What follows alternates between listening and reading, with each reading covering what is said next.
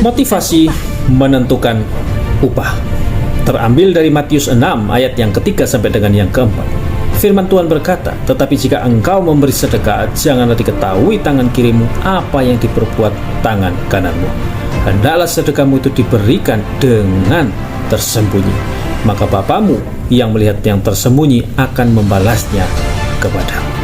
Amin. Banyak orang melakukan hal ini. Contohnya ya, pamer foto sana, pamer foto sini setelah mereka memberi sedekah. Posting sana, posting sini setelah mereka memberi sedekah atau berbuat baik.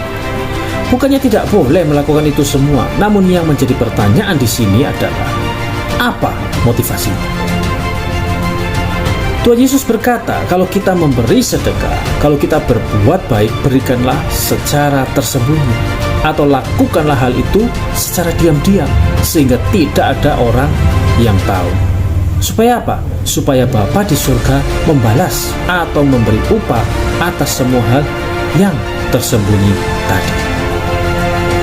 Kata-kata jangan diketahui tangan kirimu apa yang diperbuat tangan kananmu di ayat yang ketiga tadi, itu bisa diartikan bahwa terhadap orang yang paling dekat pun kita itu tidak boleh pamer. Jadi seperti itu.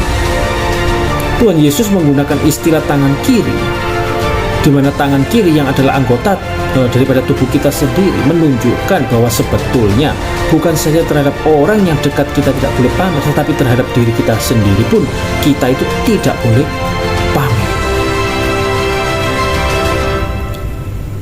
Ada yang perlu diingat ya, bagian ini tidak berarti bahwa kalau kita itu mau memberi uang pada seorang pengemis lalu kemudian kita harus menunggu sampai pukul 12 malam di mana tidak ada seorang pun bisa melihat pemberian sedekah itu. Bukan seperti itu. Ingat bahwa penekanan di bagian ini adalah tidak boleh pamer itu dengan tujuan supaya dipuji. Jadi bukan perahasiaannya yang ditekankan, tetapi motivasi ingin dipujinya.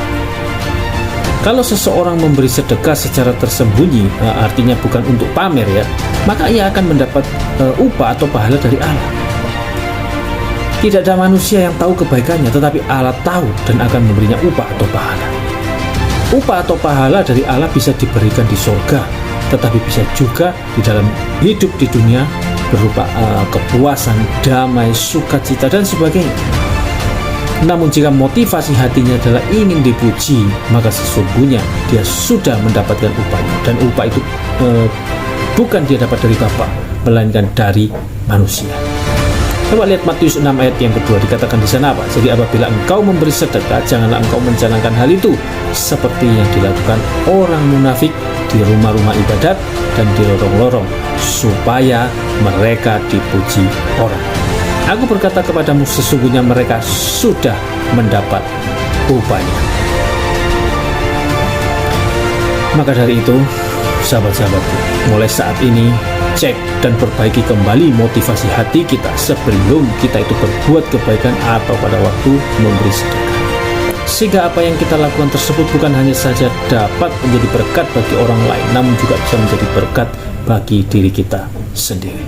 Amin. Haleluya. Amin. Tetap semangat, tetap percaya kepada Tuhan Yesus apapun yang terjadi. Tuhan Yesus memberkati. Shalom.